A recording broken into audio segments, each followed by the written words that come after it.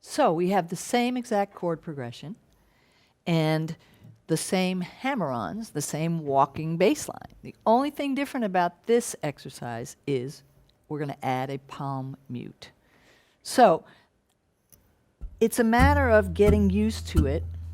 You're literally taking this part of your hand and resting it on the low string, pretty much on the fifth and sixth strings.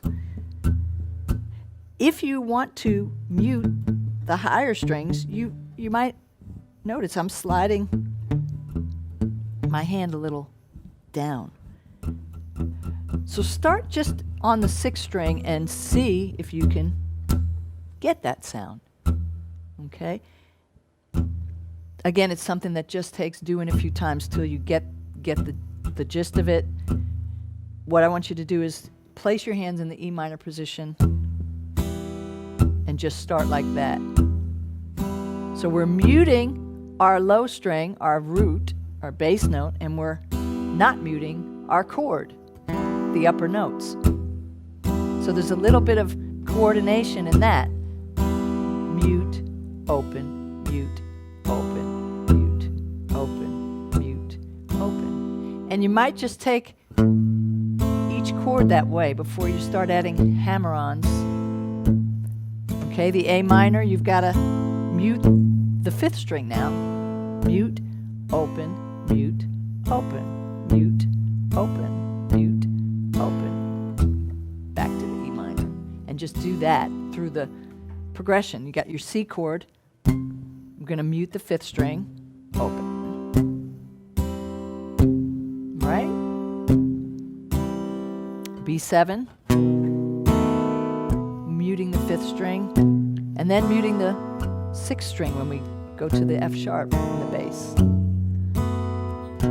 Okay, so that might be a good way to practice at first without complicating things. So really focus on the muted sound. With any new technique, I'm just saying this because it comes to mind at this point. If you don't take the time at the beginning to really get the technique, and then you just start playing the etude or the study, and you may end up just always playing it halfway there. So sometimes it's worth breaking things down, little pieces. Maybe just today I'm just going to really work on that. Okay, so don't rush yourself through some of these new techniques if they're hard or if they're tricky.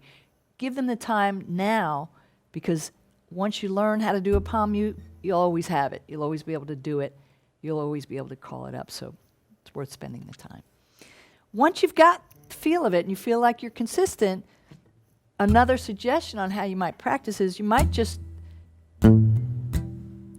want to play those hammer notes, the bass note and your hammer. Boom, chang, dong. Okay, I'm not playing the chords, but I'm playing all my bass notes, trying to. I missed. Don't do like me. Again, so I'm not confusing myself with mute, strum, open, closed. You decide what works best for you. That's just a suggestion on how you might practice. If you just feel like practicing it all together from the get-go, fine with me.